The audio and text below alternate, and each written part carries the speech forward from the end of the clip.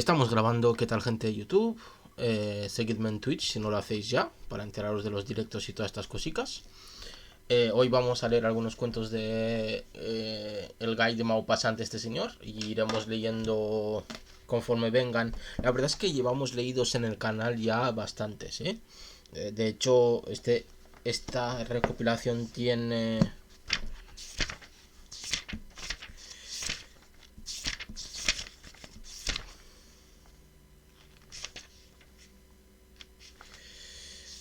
Vamos a ver cuántas tiene. Por unas 1200 páginas, porque al final hay como unas crónicas, unas cartas sobre Maupassant, no sé qué hostias. Y llevamos 200, casi 300 leídas, así que vamos bien, vamos bien, vamos bien. Hoy vamos a leer, pues, algunos cuentos, 1, 2, 3, dependiendo de lo largos que sean, como siempre. Sin más dilación, vamos a empezar, ¿o qué? Primer cuento se titula El Ciego, que se publicó el 31 de marzo de 1882, incluido en el volumen póstumo Le Père Milon, de 1899. Ahí os dejo el datito. ¡Pau! Vamos a empezar. ¿Qué es la alegría del primer sol? ¿Por qué esa luz que cae sobre la tierra nos colma de felicidad de vivir? El cielo está totalmente azul, la campiña totalmente verde, las casas totalmente blancas, y nuestros extasiados ojos beben estos vivos colores y extraen de ellos alegría para nuestra alma, y nos entran ganas de bailar, de correr, de cantar, una feliz levedad del pensamiento, una especie de afecto expansivo, se querría abrazar al sol. Qué bonito empiece, la verdad. Espérate, porque me ha gustado bastante. What the fuck. Pero este señor es maravilloso, ¿eh? Los ciegos, junto a las puertas, impasibles en su eterna oscuridad, permanecen tranquilos como siempre en medio de esta alegría nueva, y sin comprender, apaciguan a cada instante a su perro que quisiera ponerse a dar brincos. De vuelta a casa, al final de la jornada, del brazo de un hermano o de una hermanita más jóvenes, si el niño dice «¡Qué buen día ha hecho hoy!», el otro responde «Sí, ya he notado que hacía un bonito día, Lulú, no paraba quieto». Conocí a uno de estos hombres cuya vida fue uno de los más crueles martirios que imaginarse pueda. Era un campesino, hijo de un labriego normando. Mientras vivieron el padre y la madre, recibió más o menos cuidados. No sufrió debido a su espantosa invalidez, pero cuando los viejos pasaron a mejor vida, dio comienzo para él una existencia atroz. Recogido por una hermana, todo el mundo en la alquería le trataba como a un pordiosero que come el pan ajeno. A cada comida le echaban en cara el sustento, le llamaban Aragán, palurdo, y aunque el cuñado se hubiera apropiado de su parte de la herencia, le daban de mala gana un poco de sopas, lo justo para que no se muriera de inanición. Tenía un rostro palidísimo y dos ojos blancos como obleas. Permanecía impasible ante la injuria, tan cerrado en sí mismo que no se sabía si la oía o no. Por otra parte, nunca había conocido afecto alguno y su propia madre siempre le había maltratado un poco, puesto que no le quería, porque en el campo los inútiles son considerados algo perjudicial y los campesinos con gusto harían como las gallinas, que matan a las que nacen con alguna imperfección. Muy duro esto, ¿eh? En cuanto se había tomado las sopas, iba a sentarse delante de la puerta en verano, pegado a la chimenea en invierno, y ya no se movía de ahí hasta la noche. No hacía ningún gesto ni movimiento, solo sus párpados, movidos por una especie de dolencia nerviosa, se cerraban de vez en cuando sobre la blanca mancha de los ojos. ¿Tenía una mente, un pensamiento, una clara conciencia de su vida? Nadie se lo preguntaba.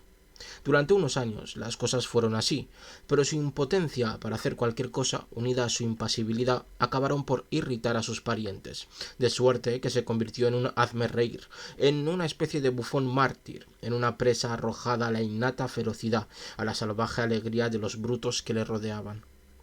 Se ingeniaron todas las bromas crueles que podía inspirar su ceguera, y a fin de cobrarse el gasto que suponía su sustento, sus comidas se convirtieron en horas de diversión para los vecinos y de suplicio para el impotente. Los campesinos de las casas aledañas asistían a aquella diversión, se llamaban de puerta en puerta y la cocina de la alquería estaba llena a diario. A veces ponían sobre la mesa, delante del plato en el que el ciego había empezado a tomarse las sopas, un gato o un perro. La bestia olía instintivamente la invidencia del hombre y se acercaba sigilosamente, comiendo en silencio, lamiendo con delicadeza, y cuando un chasquido de la lengua un tanto fuerte llamaba la atención del pobre desventurado, se apartaba con prudencia para evitar el golpe que lanzaba a ciegas con la cuchara a su alrededor. ¡Qué hijos de puta! Lo siento mucho por la palabrota, pero madre mía. Entonces estallaban risas, había codazos, pataleos de los espectadores apretujados a lo largo de las paredes. Él, sin decir nunca esta boca es mía, se ponía de nuevo a comer con la mano derecha y con la izquierda, adelantada, protegía y defendía su plato. Otras veces le daban de comer trozos de corcho, de madera, hojas o incluso porquerías que no podía distinguir. Luego se cansaron también de las bromas, y el cuñado, irritado por tener que mantenerle, comenzó a sacudirle, a bofetearle sin cesar, riéndose de sus inútiles esfuerzos por parar los golpes o devolverlos. Hubo así un nuevo juego, el de las bofetadas. Los mozos de labranza, el criado, la sirvienta, le daban en todo momento manotazos en la cara, cosa que imprimía a sus párpados un vivo movimiento. No sabía dónde esconderse y estaba siempre con los brazos extendidos para evitar que se le acercaran. Finalmente le obligaron a mendigar. Le dejaban en los caminos en los días de mercado y apenas oía un ruido de pasos o el rodar de un carro, alargaba el sombrero, murmurando: «Una limosnita, por compasión». Pero el campesino no es pródigo, y pasaban semanas sin que trajera ni una perra chica. Entonces se desencadenó el odio contra él, implacable. Y he aquí cómo murió. Un invierno, la tierra estaba cubierta de nieve y tremendamente helada. Ahora bien, su cuñado le llevó una mañana bastante lejos, a un camino real para hacerle pedir limosna. Lo dejó ahí durante toda la jornada y al caer la noche dijo a los suyos que no lo había encontrado. Luego añadió: «Pero bah, no hay que preocuparse. Alguno se lo habrá llevado al verle muerto de frío. Pardiez, seguro que no se ha perdido. Mañana lo tendremos aquí de nuevo para tomarse sus sopas». Pero al día siguiente no volvió.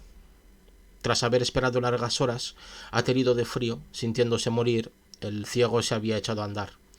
Al no lograr reconocer el camino sepultado bajo aquella capa de hielo, anduvo errante a la aventura, cayendo en las zanjas, levantándose de nuevo, siempre mudo, buscando una casa.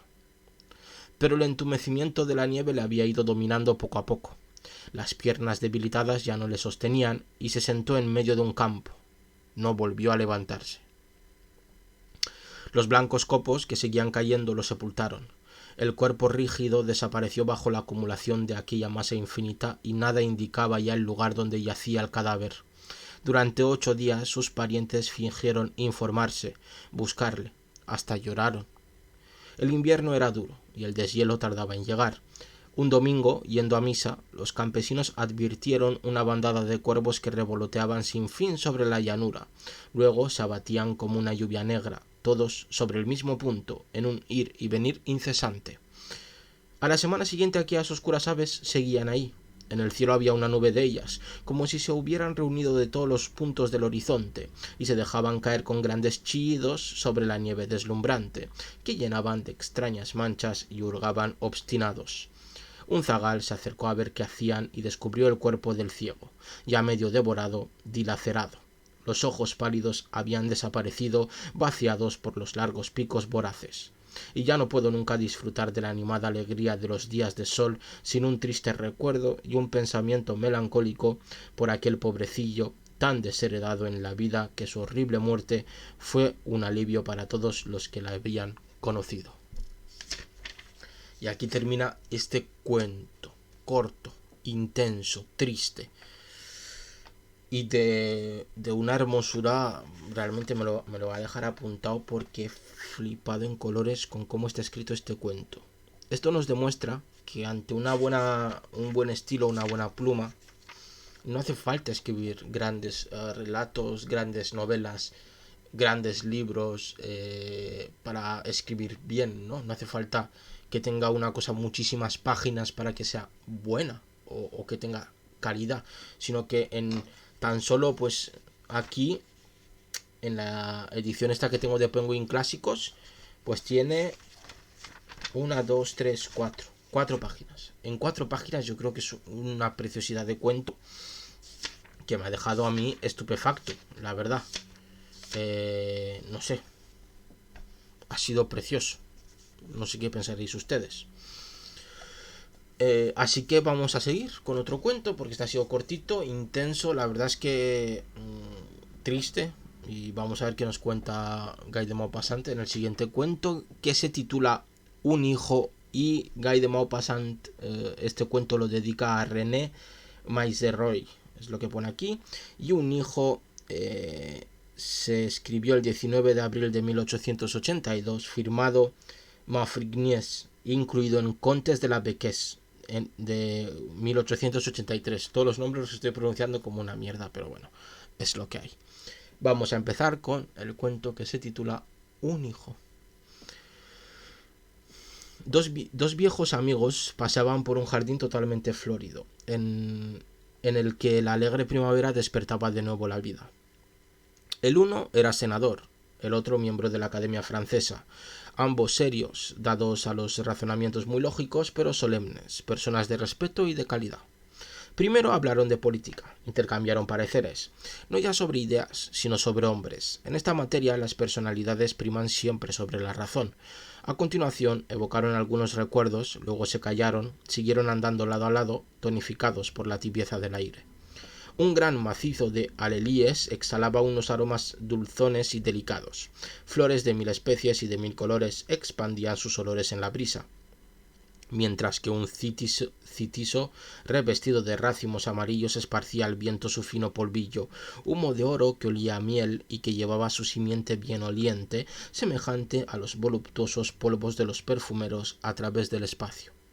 El senador se detuvo, aspiró la nube fecundadora que flotaba, observó el árbol amoroso que resplandecía como un sol y cuyos gérmenes se iban volando, y dijo: ¿Y pensar que estos átomos imperceptibles y fragrantes crearán vida a cientos de leguas de aquí? Harán estremecerse las fibras y las sabias de los árboles hembra y producirán seres con raíces, nacidos de un germen como nosotros, mortales como nosotros, y que serán sustituidos por otros seres de la misma esencia, como nosotros y para siempre. Luego, plantándose delante del citiso radiante que a cada estremecimiento del aire esparcía en torno sus aromas vivificadores, el senador agregó: «Ah, truán, si tuvieras que llevar la cuenta de todos los hijos que tienes, te verías en un buen aprieto. Tú sí que los haces fácilmente, los abandonas sin ningún remordimiento y no te preocupas por ellos». El académico dijo: «También nosotros hacemos otro tanto, amigo mío». «Oh, sí, no lo niego», dijo el senador. «Algunas veces los abandonamos, pero al menos lo sabemos y en esto radica nuestra superioridad». El otro meneó la cabeza. No me refería a eso. Verá, mi querido amigo, no existe hombre que no tenga hijos que desconoce, esos que se dicen de padre desconocido, hechos casi de modo inconsciente, como se reproduce este árbol. Si tuviéramos que contar las mujeres que hemos tenido, ¿no es cierto que nos veríamos en un buen compromiso, como se vería el árbol al que usted se ha dirigido si tuviera que enumerar a toda su descendencia? En fin, de los 18 a los 40 años, incluyendo en la lista los encuentros fugaces, los contactos de una hora, se puede perfectamente decir que se ha tenido relaciones íntimas con 200 o 300 mujeres.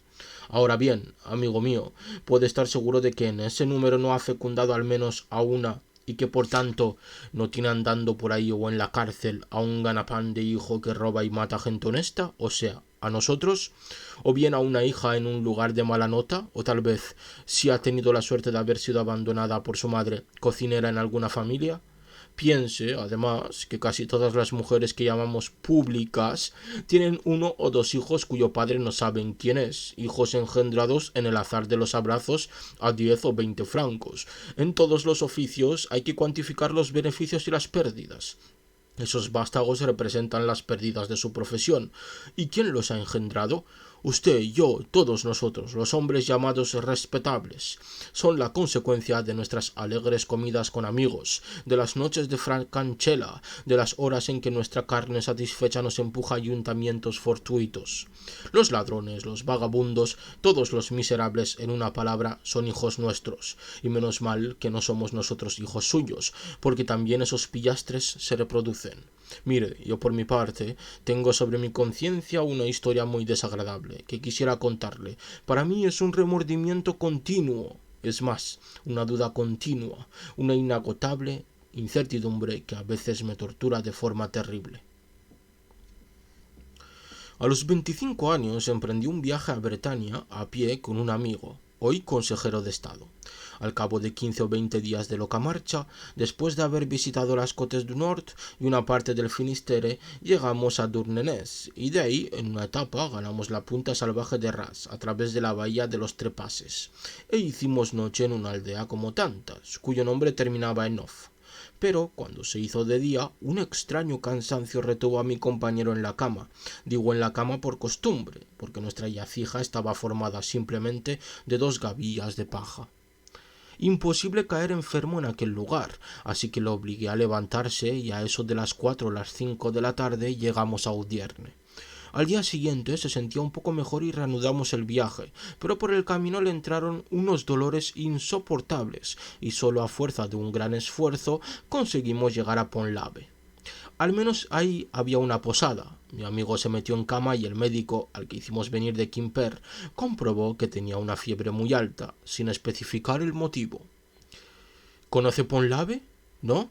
Pues bien, es la ciudad más bretona de toda esa Bretaña bretanizante que va desde la punta del Raz hasta el Morbihan, de esa región en la que se encuentra la esencia de las costumbres, de las leyendas, de los usos bretones. Todavía hoy aquel rincón de tierra casi no ha cambiado. Digo todavía hoy porque ahora, por desgracia, voy ahí todos los años.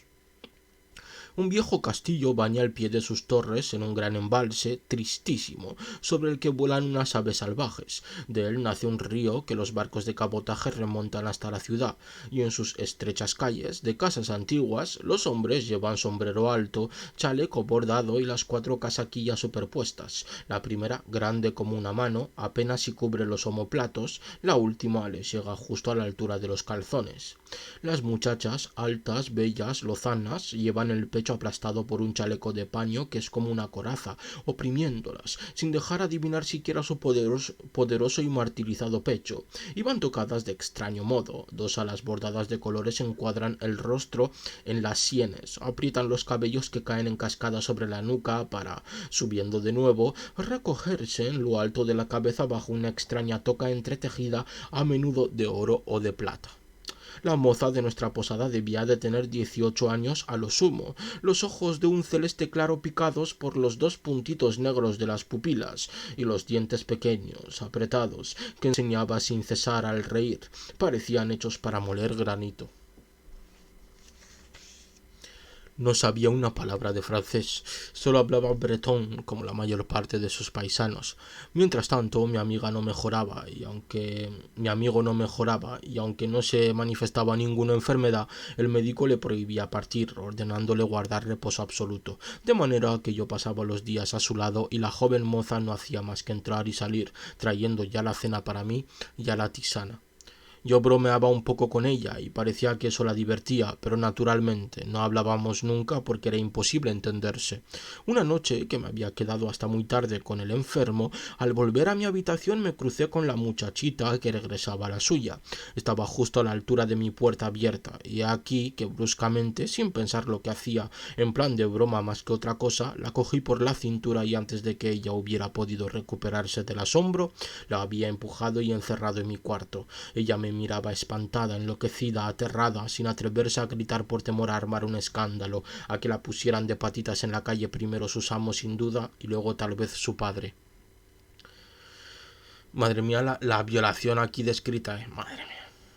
Yo lo había hecho todo por simple broma, pero cuando ella estuvo en mi habitación me entraron ganas de poseerla. Fue como una lucha larga y silenciosa, cuerpo a cuerpo, como los atletas con los brazos extendidos, crispados, contorsionados, la respiración entrecortada, la piel sudorosa. ¡Oh!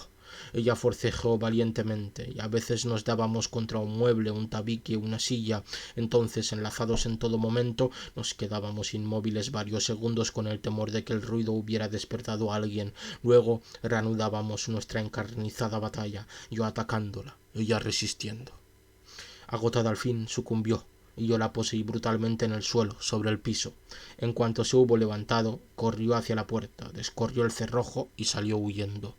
Normal, por otra parte.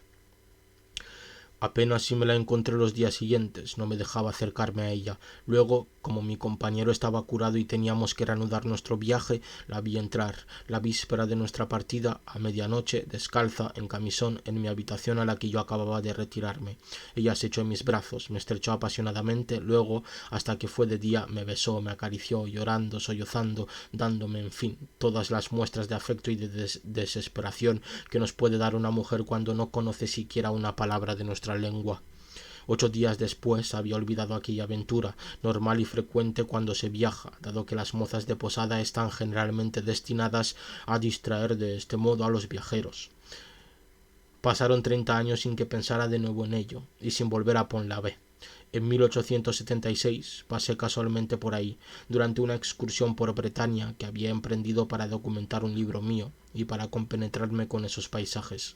No me pareció que hubiera cambiado nada. El castillo seguía bañando sus muros grisáceos en el embalse, a la entrada de la pequeña ciudad, y la posada era la misma, pero arreglada, remozada, de aspecto más moderno. Al entrar, fui recibido por 2 jóvenes bretonas de 18 años, lozanas y amables, acorazadas en el estrecho chaleco de paño, con la toca plateada y las grandes alas bordadas a la altura de las orejas. Si este cuento va por donde yo veo, sería maravilloso y desconcertante. Vamos a ver si acaba como yo pienso que va a acabar. Serían cerca de las 6 de la tarde. Me senté a la mesa para la cena y mientras el posadero mismo se apresuraba a servirme, fue sin duda la fatalidad la que me hizo decir: ¿Conoció usted a los viejos propietarios de esta casa? Pasé aquí un par de semanas, hace de eso 30 años. Hablo de cosas lejanas. Él respondió: eran mis padres, señor. Entonces le conté en qué circunstancias había hecho una parada ahí, retenido por la indisposición de un compañero. No me dejó terminar. Sí, lo recuerdo perfectamente. Tenía yo por entonces 15 o 16 años. Usted dormía en la habitación del fondo y sus amigos, y su amigo en esa que ahora es la mía, la que da a la calle. Solo en aquel momento me asaltó muy vivo el recuerdo de la joven sirvienta. Pregunté: ¿se acuerda de una graciosa sirvienta que tenía entonces su padre, con unos bonitos ojos azules y unos dientes sanos? Sí, señor, respondió. Murió de parto al poco. Y alargando la mano hacia el patio, donde un hombre flaco y cojo estaba removiendo el estiércol, agregó: ¿ese es su hijo? Me eché a reír. No es lo que se dice guapo, y no se parece nada a su madre. Sin duda ha salido a su padre. Es posible, dijo el posadero, pero no se ha sabido nunca quién fue. Murió sin revelar nada, y nadie sabía aquí que tuviera un enamorado. Fue una gran sorpresa cuando nos enteramos de que estaba encinta. Nadie se lo quería creer. Tuve una especie de desagradable estremecimiento, uno de esos penosos encogimientos de corazón que son como la premonición de una gran desgracia. Miré al hombre del patio. Estaba sacando agua para los caballos y llevaba los 2 cubos cojeando, con un esfuerzo doloroso de la pierna más corta. Era un andrajoso, iba horriblemente sucio, con los cabellos rubios y largos tan enredados que le caían sobre las mejillas como si fueran cuerdas. El posadero añadió: no sirve para gran cosa, lo hemos mantenido en casa por caridad. Quizá habría salido mejor de haberse criado como todo el mundo, pero ¿qué quiere, caballero? Ni padre, ni madre, ni dinero. Mis padres se compadecieron de él, pero no era hijo suyo. Usted ya me entiende. No respondí nada. Dormí en mi antigua habitación y durante toda la noche no hice más que pensar en aquel horrendo mozo de cuadra, repitiéndome: ¿y si fuera hijo mío? ¿Será posible que yo matara a esa muchacha y engendrara a ese ser? Era posible, después de todo. Decidí hablar con aquel hombre y enterarme de la fecha exacta de su nacimiento. Una diferencia de 2 meses podría sacarme de dudas. Al día siguiente lo mandé llamar, pero tampoco él hablaba francés, parecía no entender nada, además, y cuando una de las mozas le preguntó de mi parte cuántos años tenía, no supo qué responder. Permaneció delante de mí con aire de idiota, revolviéndose el pelo entre las zarpas nudosas y asquerosas, riendo estúpidamente, con algo de la antigua risa de su madre en las comisuras de los labios y de los ojos. Había venido entretanto el posadero, que fue a buscar la partida de nacimiento del pobre miserable.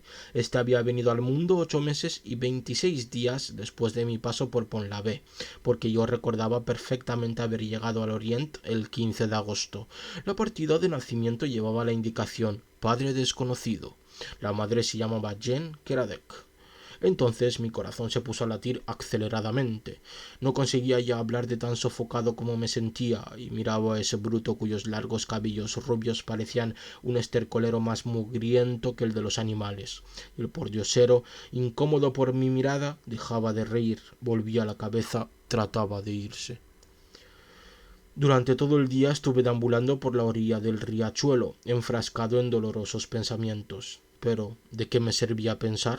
No conseguía concentrarme en nada. Durante horas y horas sopesé todas las razones a favor y en contra de mi paternidad, extenuándome en conjeturas inextricables, que infaliblemente me devolvían a la misma horrible incertidumbre y luego a la convicción, más atroz aún, de que aquel hombre era hijo mío.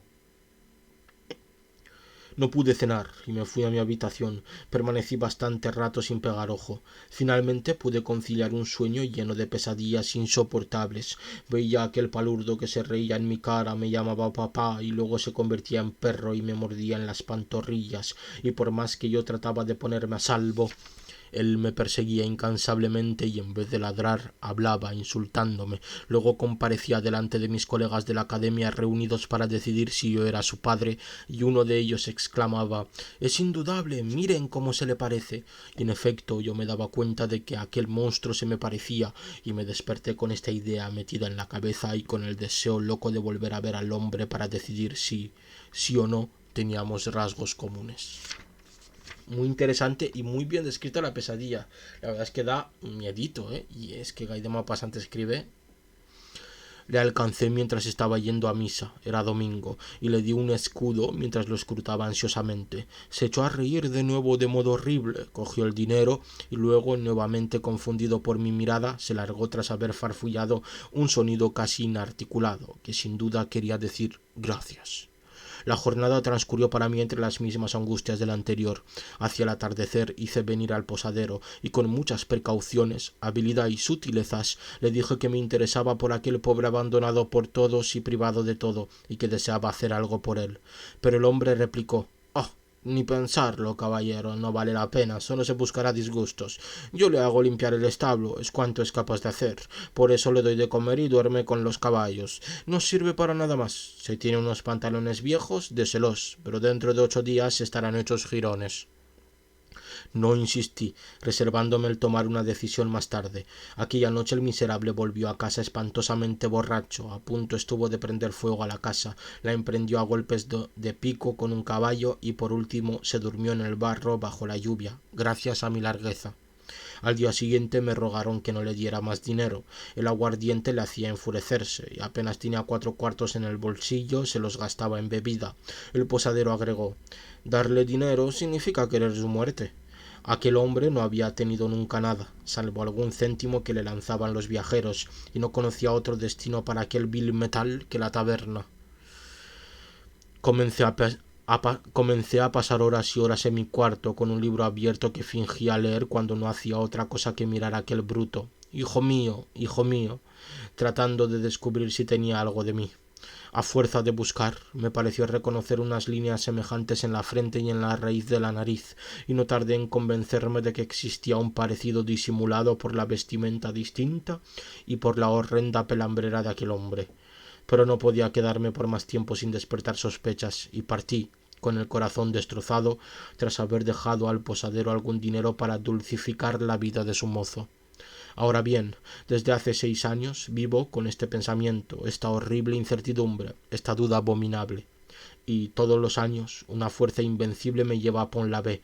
Cada año me condeno al suplicio de ver a aquel bruto chapotear en su estercolero, imaginarme que guarda un parecido conmigo, tratando siempre en vano de hacer algo por él, y cada año vuelvo aquí más indeciso, más atormentado, más ansioso. He tratado de darle instrucción. Es un idiota irremediable. He tratado de hacerle menos penosa la vida. Es un borracho empedernido y se gasta en beber todo el dinero que recibe y sabe vender muy bien las ropas nuevas para procurarse aguardiente. Ofreciendo siempre dinero, he tratado de apiadar a su amo para que le trate mejor. El posadero, que comenzaba a asombrarse, me respondió muy cuerdamente: Todo cuanto haga por él solo servirá para echarlo a perder. Hay que tenerlo como un preso. Apenas dispone de tiempo libre o mejor algo su situación se vuelve peligroso. Si quiere usted hacer una buena obra, no faltan los expósitos, pero elija uno que le corresponda. ¿Qué podía responderle? Y si dejara traslucir una sombra siquiera de las dudas que me torturan, sin duda aquel cretino se volvería astuto para aprovecharse de mí, comprometerme, arruinarme, me llamaría papá como en el sueño que tuve. Me digo que maté a la madre y eché a perder a ese ser atrofiado, larva de establo, brotado y crecido entre el estiércol, ese hombre que, criado como los demás, habría sido igual que los demás. No se puede imaginar la sensación extraña, confusa e insoportable que experimento ante él pensando que eso salió de mí, que está unido a mí por ese vínculo íntimo que liga al hijo con el padre, que gracias a las terribles leyes de la herencia, él es como yo en mil cosas, en la sangre y en la carne, que posee los mismos gérmenes de enfermedad, los mismos fermentos de pasión. De continuo siento la necesidad implacable y dolorosa de verle, y el verle me hace sufrir horriblemente, y desde mi ventana, allá abajo, le observo durante horas y horas moverse y cargar el estiércol de los animales, repitiéndome «es mi hijo». Y siento, a veces, unas ganas tremendas de abrazarlo. Nunca he tocado su mano sucia. El académico calló. Su compañero, el político, murmuró: «Sí, es cierto, deberíamos ocuparnos un poco más de los niños sin padre». Una ráfaga de viento atravesó el gran árbol amarillo, sacudió sus racimos, envolviendo en una nube fina y olorosa a los dos viejos que la respiraron a grandes bocanadas. El senador agregó: «De veras es bonito tener 25 años e incluso hacer hijos de ese modo». Y aquí termina este cuento maravilloso, maravilloso, del hijo. La verdad es que es una pasada. Y nosotros vamos a acabar aquí. El cuento acaba de que los personajes al final no han aprendido nada, ¿eh? Y vemos cómo después de contarle al académico la historia al senador, el senador cambia de opinión porque, claro, no va a llevarle la contraria al académico, ¿no? Y dice, bueno, que de veras es bonito tener 25 años e incluso hacer hijos de ese modo, ¿no? Que da igual cómo hagas los hijos, sino que los hagas, ¿no? Y que te salgan así tampoco es muy importante después de haber escuchado la historia de su amigo, ¿no? Porque antes pensaba diferente. Vemos ahí la hipocresía, una cierta crítica política que hace aquí Guy de Maupassant a los políticos de su tiempo. Yo me imaginaba que iba a seguir por otros derroteros, por eso os he dicho que hubiese sido espectacular, porque hubiese sido un cambio de guión realmente interesante. Cuando vuelve después de haber violado, porque es una violación, a la muchacha esta, a la doncella de la posada, vuelve después de 30 años, yo pensaba que iba a hacer el truco de que otra vez vuelve a violar a otra muchacha y es en realidad su hija y él no lo sabía, ¿no? Eso sí que hubiese sido un plot twist de manual, pero seguramente eso es más moderno, y en los tiempos en que vivía Guy de Maupassant seguramente, tal como escribe aquí, es mucho más, ¿cómo decirlo?, que hace mucho más daño esto que ha escrito en el cuento para su época que hacer lo que yo tenía pensado que hubiese molado, ¿no? Creo que eso es más de nuestra época moderna y que eso sería un plot twist bastante guapo, pero en nuestra época moderna. Seguramente en los tiempos de Guy eso no hubiese sido una buena manera de terminar el cuento.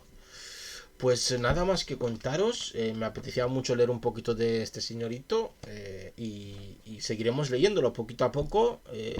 La lista de reproducción sigue en el canal de YouTube, sigue abierta porque hay un mogollón de cuentos, ¿vale? Hay más de 1000 páginas de esto y hay muchísimos cuentos, seguiremos leyendo poquito a poco, como ya sabéis. Yo me despido, os agradezco enormemente que me hayáis acompañado en este maravilloso directo, espero que haya sido liviano, creo que ha sido interesante, no muy extenso pero realmente enriquecedor como siempre y como siempre. Espero que os encontréis estupendamente, os mando millones de besos y nos vemos en siguientes directos. Chao, chao.